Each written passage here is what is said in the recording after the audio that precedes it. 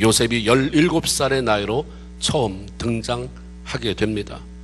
아버지 야곱의 편애로 인해서 가뜩이나 형들의 마음을 불편하게 만들고 미움을 받던 요셉이 자신이 꾼 꿈을 이야기해 줌으로 형의 분노를 자극합니다.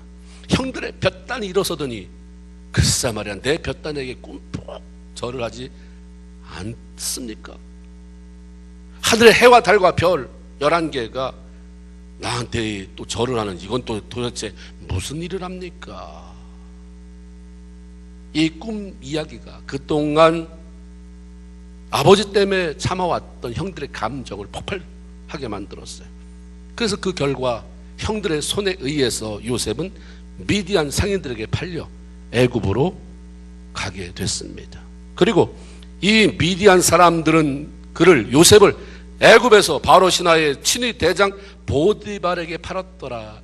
이렇게 37장은 그 스토리가 끝을 맺고 있습니다. 과연 하나님께서 꿈꾸는 사람 요셉의 삶을 어떻게 인도해 가셨을까? 이렇게 흥미진진한 마음을 가지고 다음 챕터 38장으로 넘어가면 요셉과 상관없는 아주 이상한 이야기가 나옵니다.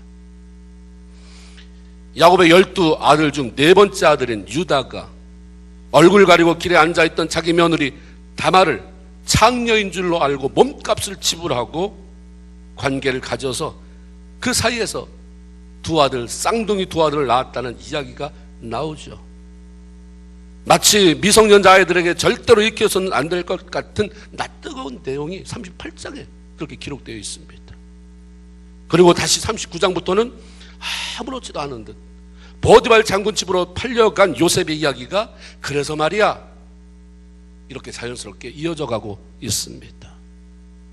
요셉의 이야기가 본격적으로 진행되려는 중요한 시점에서 왜 하나님은 빼내도 좋을 이런 삼류소설 같은 불륜의 이야기를, 그것도 38장 한 장을 다 할애해서 그렇게 꼼꼼히 기록을 해서 들려주고 있는 것일까? 우리가 그런 얘기 하잖아요. 하늘 두루마리 삼고 바다를 먹물 삼아도 하나님이 하신 얘기는 다 쓸 수 없다. 요한복음을 마칠 때에도 예수님이 하신 기적은 이거 외에도 낱낱이 쓰면, 그걸 책으로 만든다면 세상에 그 책을 복원할 수 없다. 그렇다고 한다면 이것은 엑기스예요. 추리고 우리가 생각할 때는 이거 부피가 커서 이게 내 평생에 예수 믿으면서 한번 읽어볼까 하지만 엑기스거든요.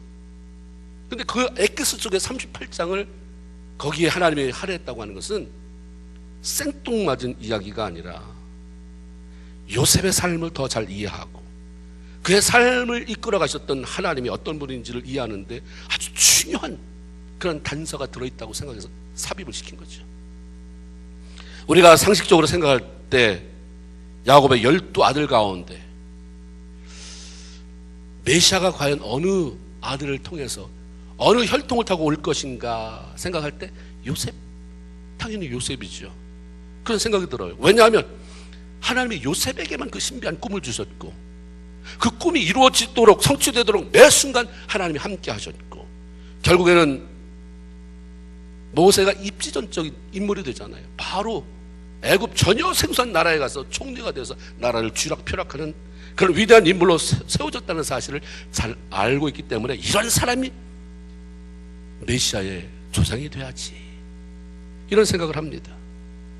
그런데 성경을 읽다 보면 이 땅에 메시아로 오신 예수 그리스도는 요셉이 아닌 바로 이 며느리와의 그 창피한 불륜 관계를 가진 유다의 후손으로 오셨다는 사실을 알게 됩니다.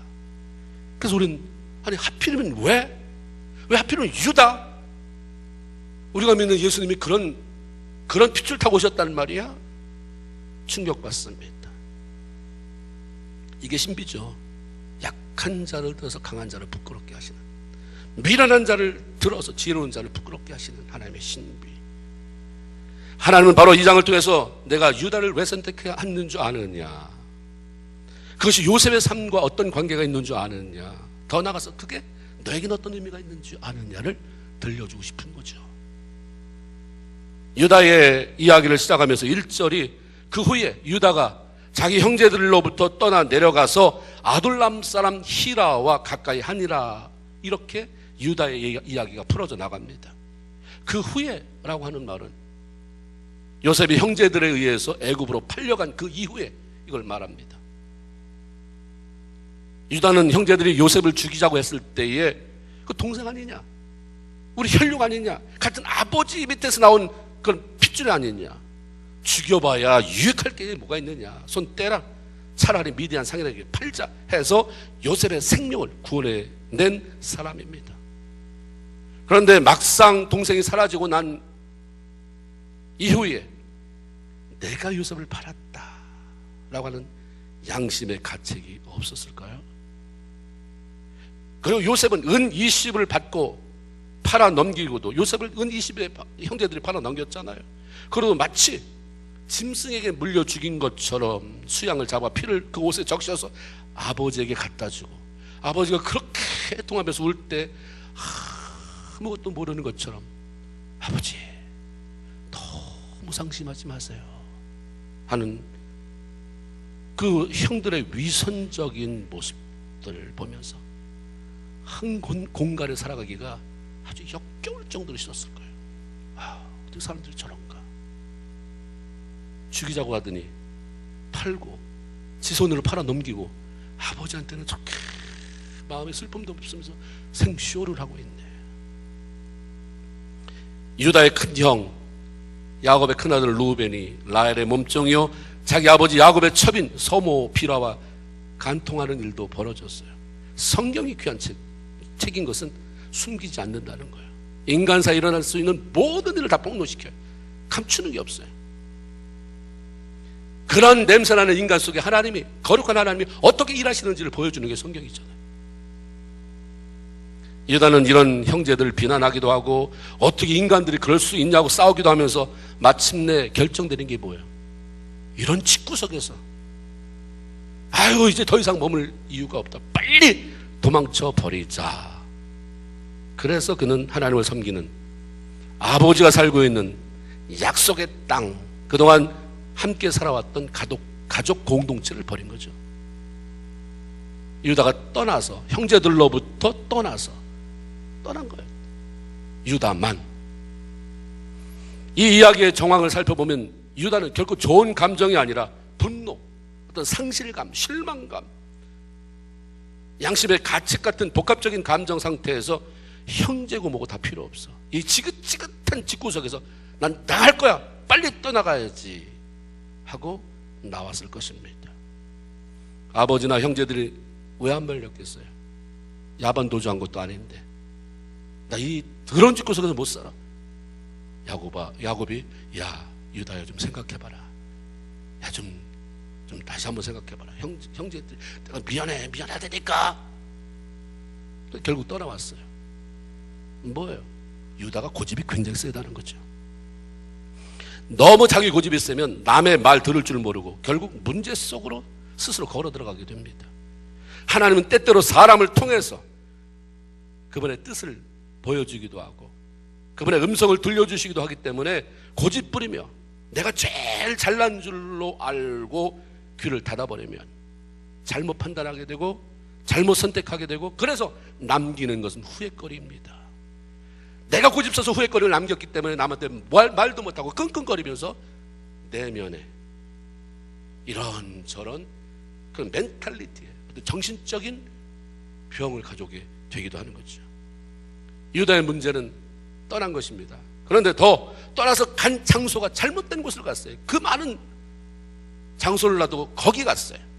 거기서 친구를 잘못 만나는 것입니다. 그렇게 고집을 부리면서 하나님께서 약속하신 곳, 그 땅을 떠나서 간 것이 겨우 아둘람이라고 하는 하나님과 전혀 상관이 없는 우상이 득실되는 이방 땅이었습니다. 거기서 히라라고 하는 사람을 친구로 사귀어서 얼마나 가깝게 지냈는지 몰라요.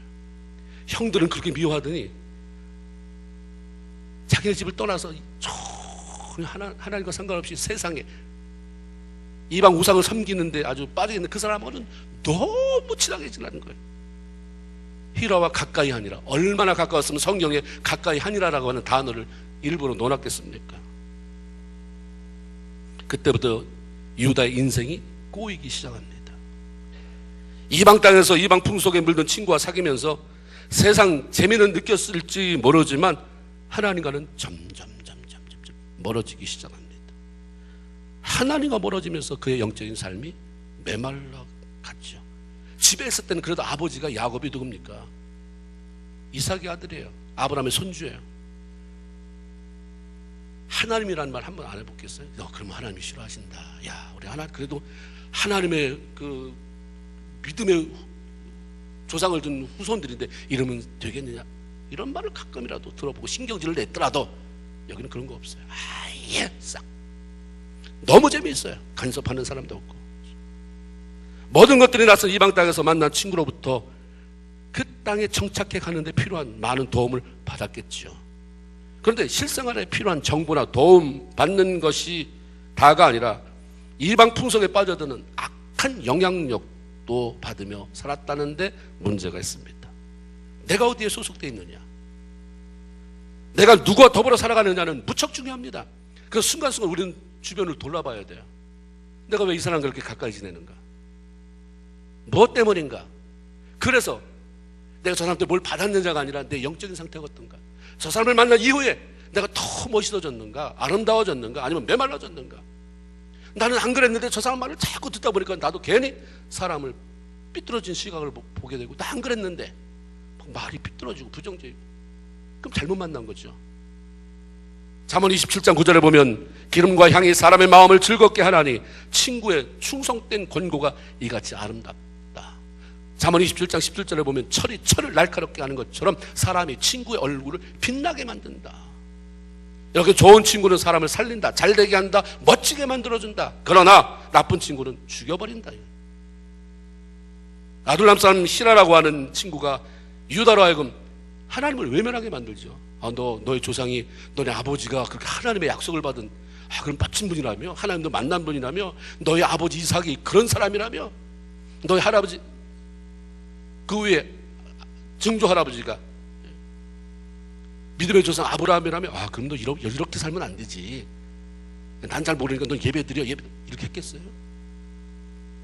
야, 하나님 보이지도 않는데, 야, 내가 멋진 신, 그래, 그 신 섬기러 가자, 멋진 그 신 한번 보여줄게. 우상은 다 깎아 만들잖아요. 얼마나 멋있어요. 제일 집전하는 사제 같은 사람들은 얼마나 화려한 옷을 입습니까? 아둘람 사람 히라라고 하는 친구가 유다로 하여금 자꾸 하나님을 외면하게 만들어요. 자꾸 고개를 돌리게 만들어요. 그분으로부터 멀리 떠나게 만드는 역할을 합니다. 친구가 하나님을 가깝게 만드는 역할을 하기도 하지만 하나님을 멀리 떠나게 만드는, 교회 오고 싶지 않게 만드는 경우도 얼마든지 있다고 하는 예가 여기 있는 것입니다. 신앙인들의 삶에 아주 중요한 역할을 하는 것 가운데 우리가 성령 충만, 은혜 충만 다 필요하지만 네 주변에 누가 있느냐요? 성령이 충만하면 사람 필요 없다고 하지 않아요. 두 사람이 한 사람보다 나음은 한 사람이 쓰러졌을 때 저를 손잡아 일으키는데 그 사람이 정말 그런 사람이냐? 좋을 때는 손잡아 주는 척 하다가 내가 넘어지면 밟아버리는 사람이 아니냐? 내 주변에 누가 있느냐? 가까이 하는 사람이 하나님에 대한 관심이 없고 부정적이고 남의 말하는 것을 좋아하면 그래서 깨틀고 나온다는 것은 쉽지 않아요. 그러나 하나님을 사랑하는 사람을 가까이 하면 아무래도 그 사람이 하나님을 사랑하는 마음, 하나님에 대한 열정이 전이가 되겠죠. 나한테 자꾸 이렇게 보게 되고 듣게 되니까 그래, 나도 저렇게 살아야지 되는데, 나도 저래야 되는데 하면서 영향을 받게 되고 영적 성장을 맛보게 되는 거예요. 나는 뭐 특별한 게 없는데 그 사람 주변에서 자꾸 그분 얘기한 걸 들으면서 내 삶을 조금씩 나는 저 사람에 비하면 아무것도 아니다, 좀 나를 쳐서 복종시키지. 그러다 보니까 내가 어느 순간에 살아있는 거예요. 나도 몰랐는데 내 밑에 새롭게 생긴 사람이 언니, 오빠, 집사님, 형님, 나는 언제 닮아가요? 이런 말을 듣다 보니까 내가 처음에는 어색한데 이렇게 성장이 이루어지는구나 라고 하는 것을 깨닫게 되는 거죠. 유다는 이방 땅에서 이방 친구와 어울려 지내면서 아무런 마음의 갈등 없이 가나안 여인을 아내로 맞잖아요. 하나님은 아브라함의 후손이 이방 여인과 결혼해서 하나님의 백성의 순수성을 잃어버리지 않게 수도 없이 말씀하셨어요. 그래서 아브라함도 아들 이삭의 아내감을 선택할 때 그렇게 애를 쓰잖아요. 그렇게 신중에 신중을 기하고, 그러면서 하나님이 좋은 며느리감 주신 것을 보게 되고요. 이삭도 아들 야곱에게 너는 가나안 사람을, 그 사람들의 딸들 중에서 내 아내를 맞이하지 말아라 신신당부를 해요. 왜냐하면 그렇게 만나면 우상 속에 들어가 있는, 그냥 일반 사람이 아니라 우상에 찌들어 있는 그런 여자를 만나면 네가 온전하게 하나님을 섬기겠느냐, 굉장히 염려했던 거죠. 그러나 이미 하나님을 외면해버리고 영적으로 메말라버리고 자기 마음대로 살아가고 있던 유다에게는 그런 말이, 옆에서 아버지가 잔소리를 해야 되는 것도 아니고 혼자 있는데 생각이 나겠어요? 지 마음대로 살아가는 거예요. 별로 문제가 되지 않아요. 이방 여인을 아내로 맞이했습니다. 그래서 새 아들을 낳았어요. 그 장남을 위해서 자기가 또 이방 가운데, 이방 여인과 살아보니까 내가 하나님 섬기는데 지장이 됐더라. 나는 그랬지만 내 아들은 믿음의 여인 가운데서 내가 며느리를 삼아야 되겠다. 아니에요. 이방 여인, 쟤 괜찮겠는데? 야, 너 쟤 좀 만나봐라. 데리고 온 게 다말이에요. 중요한 이름에도 불구하고 하나님 생각하지 않습니다. 하나님과 상의하지 않아요. 스스로 처리해요. 그렇게 살아서 그렇게 살다가 그럭저럭 큰 빛은 못 봤지만 잘 살았다 하면 괜찮은데, 하나님을 외면하고 자기 마음대로 살아가는 동안 유다의 삶이 여러 가지로 꼬여버리는 거예요. 안 믿는 사람은 이렇게 사는데, 그래, 안 믿는 사람은, 유다 너는 안 믿는 사람이 아니지 않느냐, 네 아버지가 누구냐, 네 할아버지가 누구냐, 네 증조부가 누구냐, 내가 너를 선택했는데. 이렇게 살면 당연히 꼬이지. 무슨 이유인지 모르지만 장남이 죽어버립니다. 성경은 그가 죽은 이유에 대해서 구체적으로 설명하지 않고 단지 여호와 보시기에 악을 행함으로 여호와께서 그를 죽이신지라. 하나님을 잘 믿는 집안에 그냥 다른 일로 인해서 죽은 것도 아니고 하나님 보시기에 악해서 하나님이 죽였다. 내가 하나님을 믿는다고 하는데, 유다가 자기는 하나님, 나는 안 믿지만 다 마음에 하나님 믿고 있어, 우리 조상이 다 하나님이야. 그런데 그 집에 하나님이 악하게 여겨서 하나님이 직접 죽이는 사건이 벌어졌다고 한다면 이건 엄청 심각한 일이에요. 유다가 머리부터 발끝까지 전율을 느꼈어야 되잖아요. 이게 도대체 뭔 일이냐, 하나님 왜 그러십니까? 라고 하나님 정말 보인다면 바지가랑이라도 붙잡고 늘어져야 되는데 이미 죽었어요, 영이. 그러니까 두려움이 아니라 신경질 났겠지. 이건 왜 이래 이거.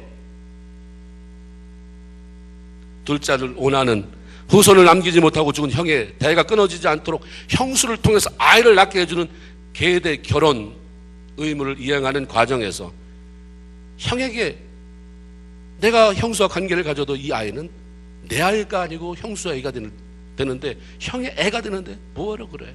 아까 읽은 것처럼 땅에 설정했다 그랬어요. 10절에 그 일이 여호와 보시기에 악함으로 여호와께서 또 그도 죽이신지라.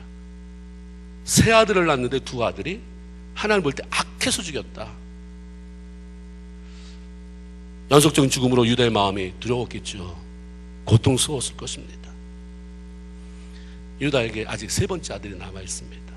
계대 결혼법이라면 아들이 낳을 때까지, 일단은 아들이 누구든지 하여튼간 형수를 통해서 아이를 낳을 때까지 계속해서 이렇게 혼인관계가 돼야 됩니다. 그런데 셋째가 들어가면 혹시라도 저 둘째 아들 같은 지경이 되지 않을까, 죽지 않을까 두려움 때문에 막내 아들 잘하면 부르겠다. 아직 어리지 않느냐, 애 낳기에는 너무 어린 나이니까 너 친정 가서 조숙해, 너 좀 잘 내 삶을 좀 살피면서 기다려라. 그러면 때가 되면 내가 너를 부르겠다. 이런 어려움 속에서 유다가 내린 그런 어떤 솔루션, 해결 방법이, 하나님 도대체 무엇입니까? 왜 그러십니까가 아니에요. 아들 피하는 거예요. 아니, 아들이 여기 있다가 일로 피했다고 해서 하나님은 여기만 보십니까? 너무 모르는 거죠. 근본적인 것을 해결해야 되는데, 그냥 너 좀 떨어져 있어라. 너 친정집 가서 기다려라. 시간이 흘러 셋째 아들이 컸어요. 장성했어요. 얼마든지 아이를 낳을 그러한 성령이 됐는데도 이 시아버지는 며느리를 부르지 않습니다. 처음부터 부를 생각이 없었던 거예요. 처음부터. 혹시 유다의 마음에 저 며느리라고 들어온 것이 내 아들 잡아먹는 영이 아니냐, 우리 옛날 조상들이 생각한 것처럼 어쩌면 그런 마음이 있었는지도 모르겠어요. 어느 날 시아버지 유다가 양털을 깎기 위해서 근처로 왔다는 소식을 듣습니다. 며느리 다말이 변장을 하고 나가요. 자기 시아버지가 자기 얼굴을 알아보면 안 되니까 너울을 씁니다. 쭉 가려요. 눈만 빠끔히 내놔요. 그 시아버지가 지날 만한 그 길에 얼굴 가리고 앉아 기다리다 시아버지를 만나게 되죠. 막내 아들을 통해서 아이를 낳을 수 있는 길을 열어주지 않는 그 시아버지를 유혹해서라도 그를 통해 아이를 가지려고 하는 의도적인 행동이었습니다. 마침내 그를 지나가던 유다가 며느리를 창녀로 여겨요. 창녀를 만나러 온 거예요. 근데 여기 여인이 있으니까 창녀인 줄 알고 들어가려고 할 때 몸값 내라. 염소 새끼 주겠다. 근데 내가 지금 가져온 염소 새끼가 없다. 그럼 담보물 주시오. 뭐로 줄까? 이 아주 의도를 하고 나왔기 때문에, 마음을 작심하고 나왔기 때문에 당신이 가지고 있는 도장 주시오. 우리말로 말하면 인감 도장은 늘 가지고 다니니까 그거 있지 않습니까? 끈 주세요. 그리고 당신 지팡이 주세요. 주고 하룻밤을 지냈습니다. 일단은 자기의 소중한 거를 창녀한테 줬으니까 이게 나중에 어떤 화근이 될지 몰라서 사람을 보내요. 그런 심부름 한 사람이 누구였어요? 자기가 그렇게 친하다고 하는 사람, 아둘람 사람 히라라고 하는 친구. 이런 거 다 해주는 사람이에요. 그 사람, 이런 장소 안내해주는 사람, 그게 친구였으니, 야, 내가 이만저만 하니까 그 창녀한테 염소 새끼 주고 내가 도장하고 끈하고 지팡이 줬는데 찾아와라. 또 가죠.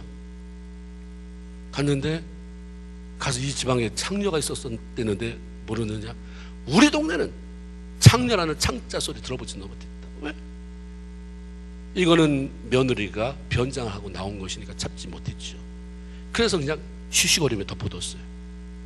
3개월 이후에 소문이 들려오는 거예요. 네 며느리 다말 친정에 보냈다며. 야, 말도 마라. 아주 소문이 더럽게 났다. 네 며느리가 어떤 외간 남자랑 정이 통해서 애를 가졌는데 배가 점점 불러오고 있다더라. 이 소문이 들린 거예요. 유다가 노발대발하죠. 그러니까 생각도 안 해요. 너무 분노하니까 24절에 그래, 그를 끌어다 불살라라, 이 한마디예요. 다발이 이미 다 작정하고 한 거잖아요.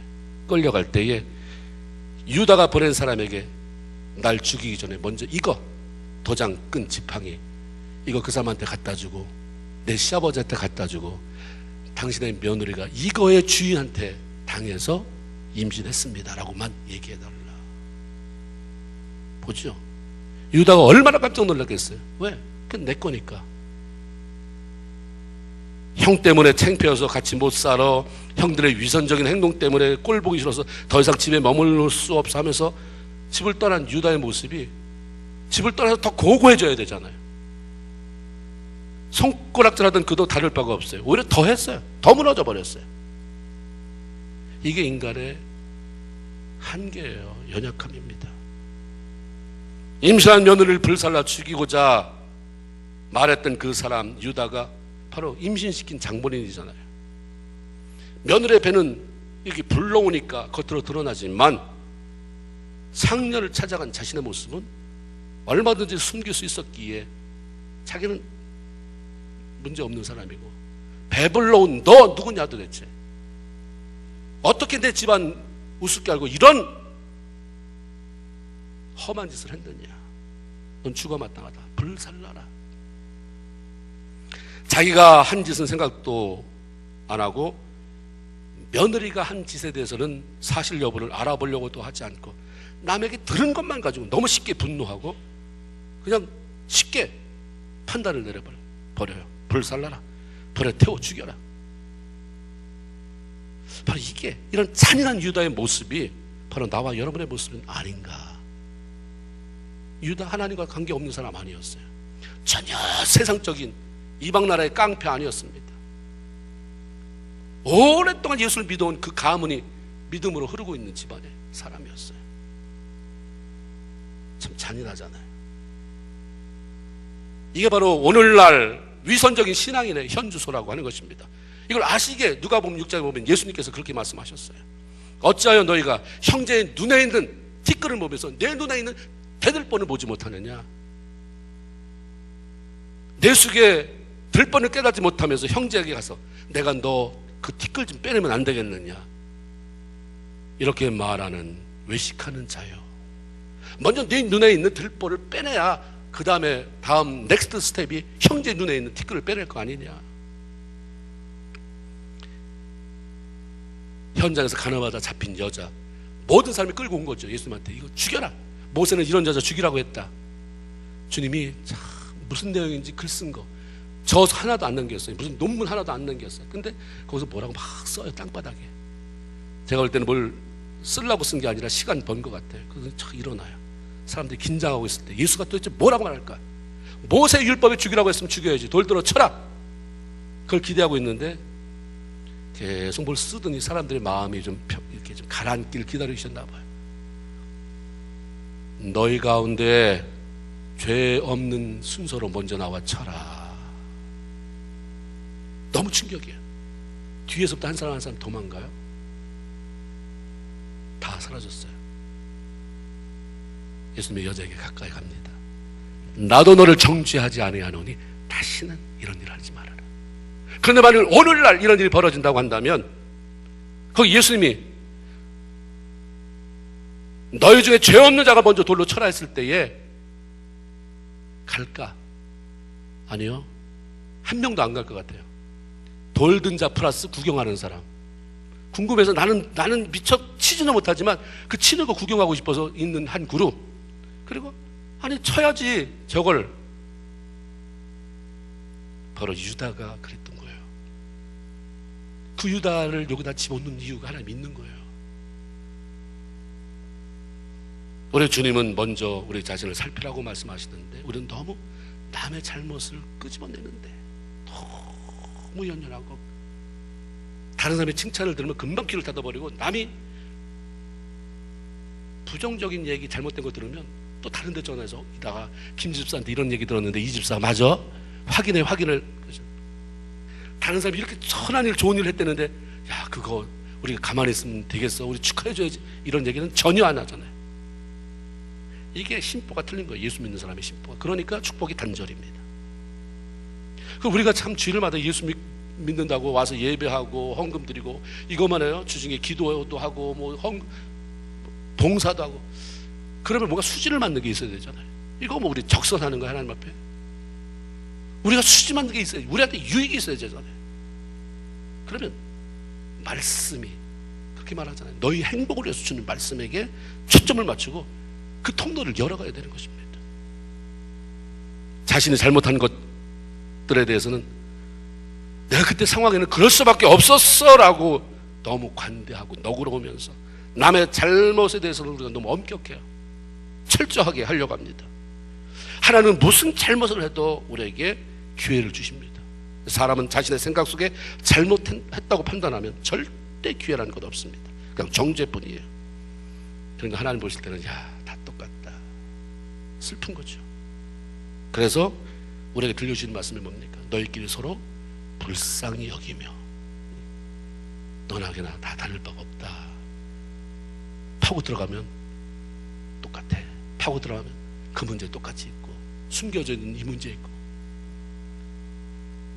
들키지 않았을 뿐이지 다 똑같아. 용서해라 사랑하며 살아라 이렇게 주님 말씀하신 것입니다. 어떻게 해서 아브라함과 이삭과 야곱이라고 하는 믿음의 조상을 둔 유다의 인생이 이 정도로 꼬여버렸을까?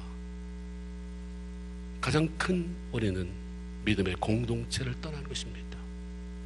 비록 형제들이 동생 요셉을 죽이려고 하고 팔아먹고도 안 그런 척 위선을 떨었어도 형 루벤이 서모 비라와 간통하는 일이 벌어졌다고 해도 믿음의 공동체 안에서 머무를 때 언젠가는 깨닫는 순간이 오죠. 아 그래 인간이란 게 이런 거구나. 하나님이 주시는 변화의 기회도 만나기도 합니다. 근데 떠나면 공동체를 떠나면 뿌리가 뽑히기 때문에 아 이 꼴 저 꼴 안 보고 난 집에서 텔레비 보고 예배 드린다. 천만만의 말씀이에요. 그래서 믿음이 자랐다는 사람 한 명도 못 봐요. 시간이 지나고 다 메말라 터진 다음에 다시 오게 돼 있어요. 관리가 필요한 거죠. 공동체 안에서. 믿음의 공동체가 필요하고 중요한 이유는 남을 통해서 나를 보게 되기 때문입니다. 집안에서 유튜브 틀어놓고 조용히 예배드리고 감사하다. 밑에 은혜 받으신 분은 이 구자로 보내세요. 헌금 보내고. 아무도 나를 건드려주지 않으면 내가 대단한 사람인 줄 알아요. 근데 공동체 속에서 긍정적으로도 부정적으로든 이런 말 듣고 저런 말 듣고 나를 건드려주고 시비 걸고 이런 가운데서 우리가 나를 보게 되고 부딪혀가면서 성장하게 되는 것입니다. 그리고 나서는 서로를 격려하게 되니까 멋진 작품이 나오는 거예요. 잘못하는 사람들을 보고 거울 삼아서 난 저렇게 살지 말아야 되겠다. 그러면서 성장해 가는 것이고, 잘하는 사람이 있으면 나도 전화에 되면 저렇게 믿음이 자랄 수 있을까? 저렇게 아름답게 사람을 섬기고 하나님을 섬길 수 있을까? 좋은 도전을 받고 선한 영향을 받으면서 성장할 수 있는 것입니다. 믿음의 공동체로서의 교회는 그런 면에서 너무나도 소중한 거예요. 그러나 교회는 이 땅에 존재하는 한 절대로 완전할 수 없어요. 왜냐하면 모이는 구성원이 천사가 아니기 때문이에요.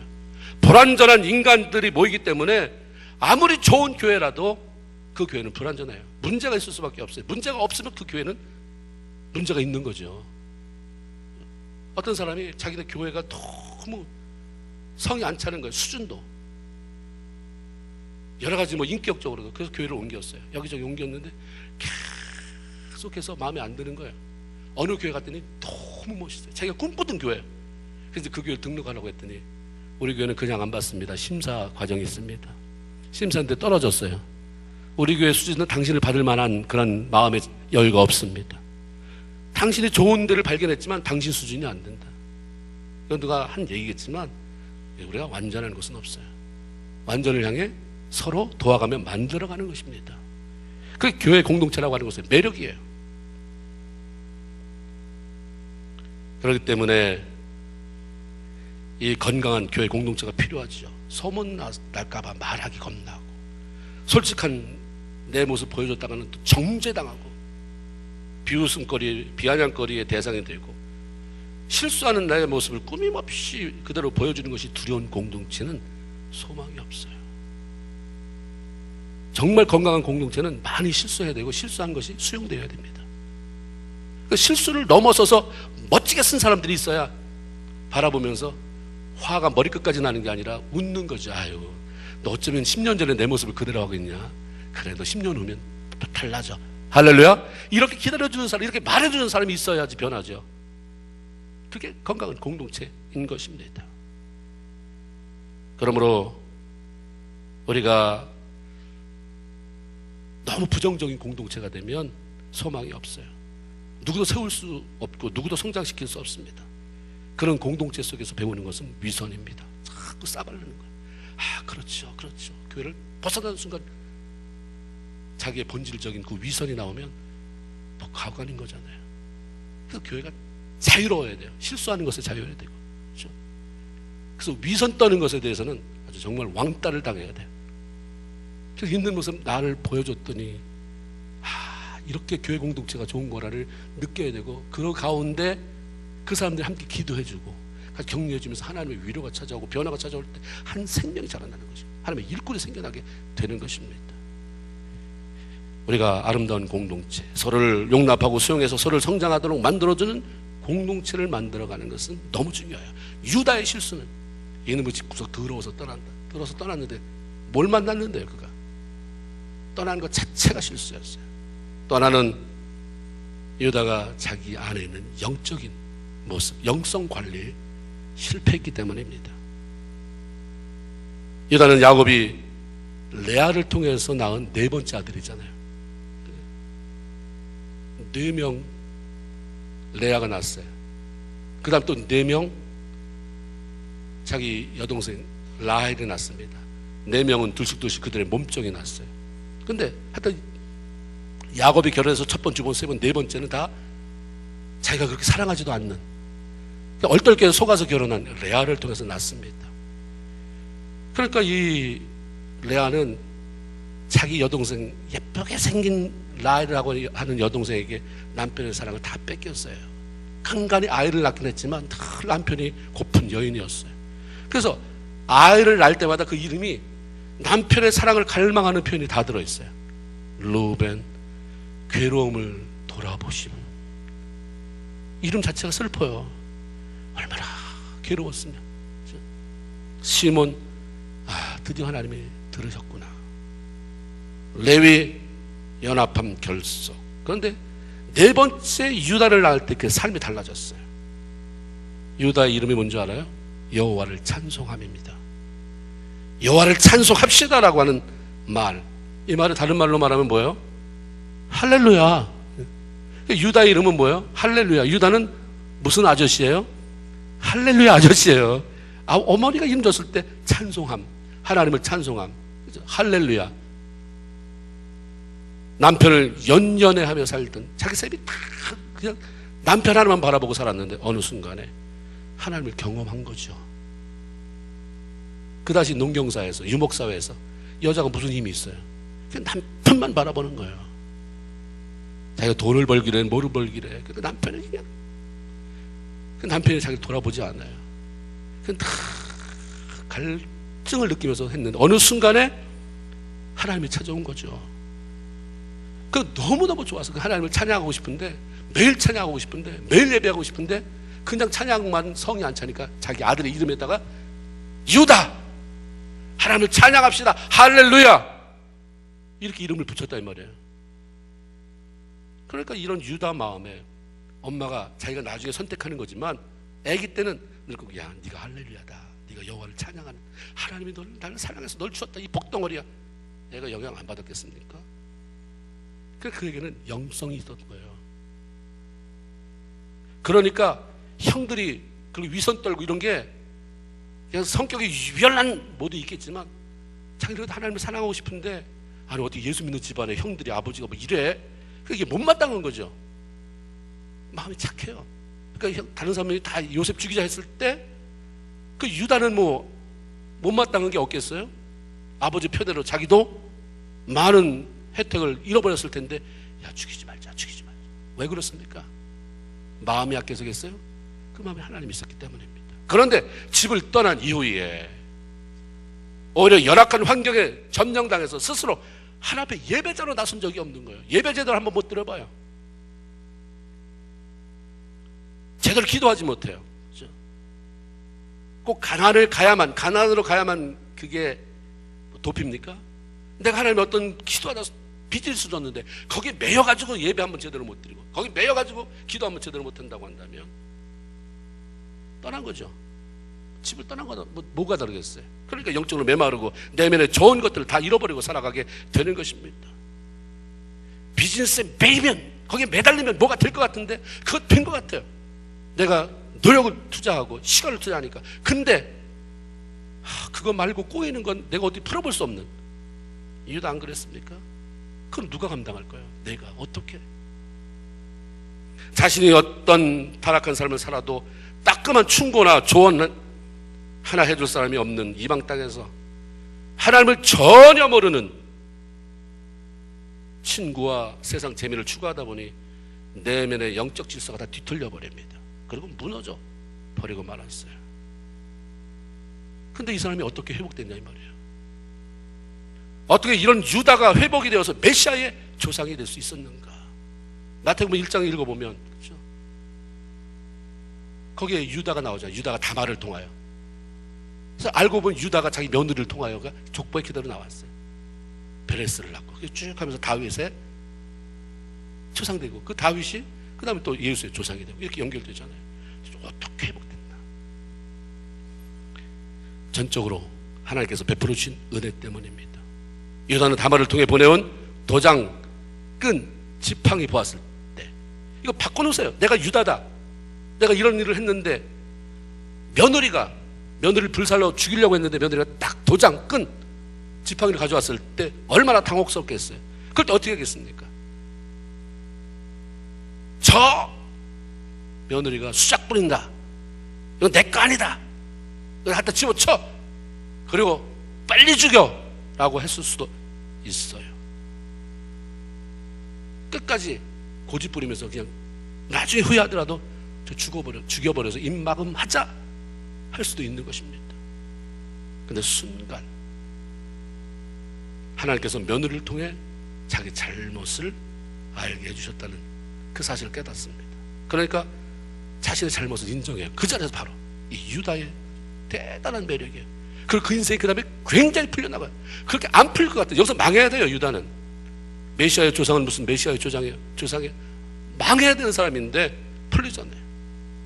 바로 인정한 거예요. 그럼 며느리를 향해서 야, 네가 나보다 옳다. 무슨 말이에요? 내가 잘못했다 아닙니까? 이거 하기 쉬운 말 아니에요. 며느리를 향해서 다 자기도 그런 창녀를 찾아갔던 그런 것들 마음에 가지고 있어서 찝찝한데 며느리를 바라보는 순간 며느리의 배가 남산만하게 나와 있고 이게 얼마나 힘들어요. 분노와 이런 생각이 가득 차 있었을 텐데 하나님이 내가 잘못했구나를 깨닫게 하니까 그냥 고백해요. 네가 나보다 옳다.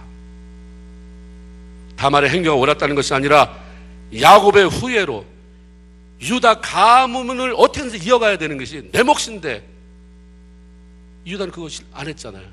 자기 셋째 아들 죽을까 봐 며느리 도피시켜놓고 너 친정가 있으라고 그러고 그 다음 잊어버렸잖아요. 끊어졌어요. 근데 며느리는 유다 가문에 어떻게 해서든지 대를 잇게 하려고 하는, 야, 그게 행위가 어떻든 그건 잘못됐다 치더라도 네가 나보다 낫다. 이 사실을 깨달아지니 잘못했구나 그런 마음이 들어 인정을 했고 하나님께 죄송하고 감사하는 마음으로 돌아서잖아요. 이렇게 깨닫게 해주시는 것이 하나님의 은혜입니다. 하나님은 다말을 통해서 쌍둥이 아들 베레스와 세라를 주셨고 이 아들을 중심으로 뻗어나가서 유다 지파가 12지파 중에서 가장 많은 그런 인구를 갖게 됐고 예수 그리스도께서 이 지파를 통해 탄생하게 됐고 네 지파는 유다는 사자 지파다. 감히 누구도 건드릴 수 없다 말씀하셨어요. 은혜가 뭡니까? 은혜, 하나님께서 값없이 주시는 선물이고 아무런 조건 없이 베풀어 주시는 호의를 의미합니다. 성경은 하나님에 대해서 은혜를 베푸시는 하나님, 은혜라고 하는 것 지금 말씀하잖아요. 호의, 선물 다 좋은 것입니다. 하나님이 좋은 안독교회를 주신 것 은혜입니다. 아멘입니까? 근데 그게 왜 감사가 안 되냐면 은혜를 은혜로 받지 못하니까. 은혜를 은혜로 받는데 필요한 것은 믿음입니다. 하나님은 모든 것 다 좋은 것 주시는 거예요. 지금 내가 문제를 일으켜도 내 자식이 하나님이 주신 선물이다라고 보면 깨달아지고 아, 지금은 힘들지만 이 아이를 통해서 하나님이 일하실 것이다. 그러면 그걸 믿음으로 받으면 이게 뭐가 되는 거예요? 은혜가 되는 거예요. 그래서 우리는 뭐가 은혜다? 깨달아지는 게 은혜다. 하나님이 이걸 주셨다고 하는, 하나님이 주시는 것은 우리가 누구한테 선물 주는 것도 나보다 조금 더 나은, 나이가 참 신세를 진 사람한테 선물 줄래도 아무거나 줍니까? 이거 발에 치인 거 뭐야? 이거 하나 줬었네. 이거 선물 줘야지. 이런 사람이 어디 있어요? 그 사람이 뭘 주면 좋을까를 생각하고 또 생각하고 또 생각하고 그러다가 주잖아요. 좋은 거 줘요. 하나님은 말할 것도 없어요. 우리에게 주는 건 다 준 거예요. 아멘입니까? 여러분 교회 서로 교우라고 만나서 다 줬습니까? 이 사람이 이것 때문에 마음에 안 들고 저 사람 저것 때문에 마음에 안 들고. 부부는 어떻습니까? 그러나 내가 이 교회에 온 거 하나님이 인도한 거잖아요. 그렇죠?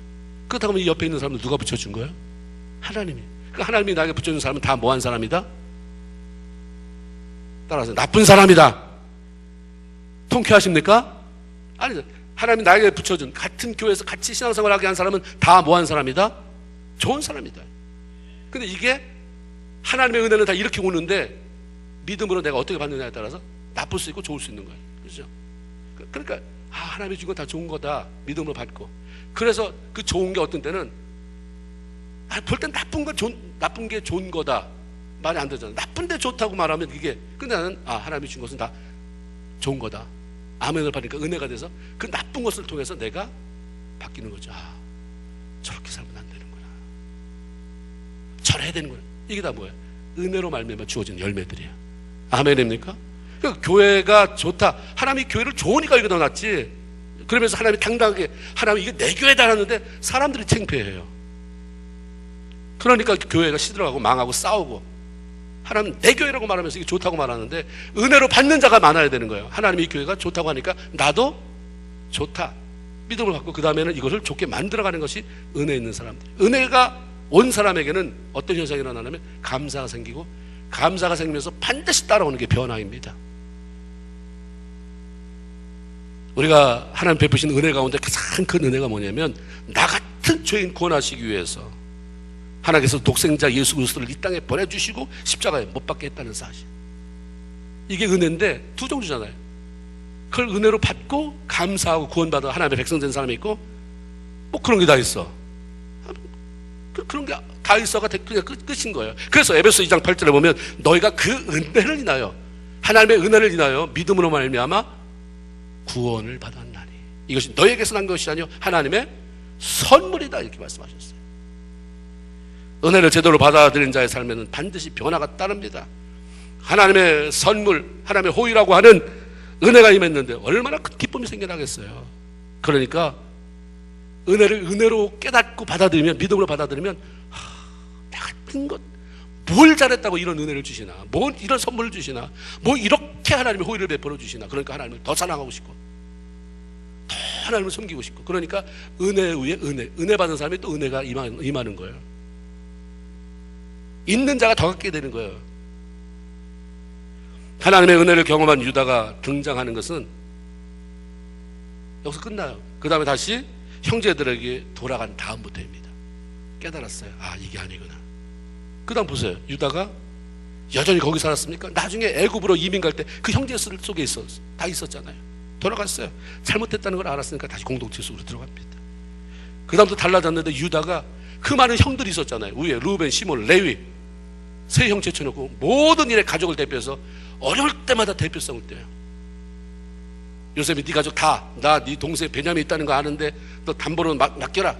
너무 어려운 일이거든요. 이 형제들은 그가 요셉인지 몰랐는데 다음에 설교하지 마. 근데 내 아들 맡기겠어. 대신 우리 아버지가 베냐민 사랑하니까 그거 빼주지. 이거 유다가 한 거예요. 변화됐어요. 그 형제들 막 비난하고 뭐 형 그때 우리 살아, 뭐 너 이래, 뭐 교회가 왜 이래 이러는 사람이 내가 할게 어려워 내가 할게 날 담보로. 아버지 그게 삶이 새로워졌는데 새로운 것을 확장한 게 뭐냐면 이 야곱이 굉장히 깐깐한 사람인데 아버지가 장남보다 이 유다를 너무 신뢰하는 거예요. 그래서 죽을 때 창세기 49장 8절 10절에 보면 예언적인 축복을 이렇게 합니다. 유다야 너는 내 형제의 찬송이 될지어다. 실로가 오시기까지 너를 통해서 메시아가 태어난다는 그 예언적 메시지를 들려주죠. 역대상 5장 2절에 보면 유다는 형제보다 뛰어나고, 38장이 이제 오늘 끝나잖아요. 그 39장부터 다시 요셉의 이야기가 시작될 때 요셉과 더불어 가장 많이 등장하는 인물이 이제 바뀌어요. 유다가 되고, 그리고 가장 많이 쓰이는 단어가 바로 은혜. 그래서 다음 장 창세기 39장 4절에 보면 요셉이 그 주인에게 은혜를 입어. 같은 장 21절에 여호와께서 요셉과 함께 하시고 그에게 인자를 더하사 간수장에게 은혜를 받게 하시며. 하나님의 선물 호의로서의 은혜가 임하면 사람에게도 은혜를 입게 돼요. 사람이 날 자꾸 도와주고 싶은 마음이 생겨져요. 하나님의 은혜가 여러분에게 임해보세요. 그러면 자꾸 저 사람한테 뭘 줘야 될 것 같고, 저 사람을 도와줘야 될 것 같고, 저 사람을 위해서 기도해야 될 것 같고, 정말 영적으로 다운이 됐는데 하나님 저 사람 일으켜주세요 라고 기도하는 것과 은혜가 임하는 사람에게 뭘 좀 부어주세요 하는 그 중보는 엄청 틀린 거예요.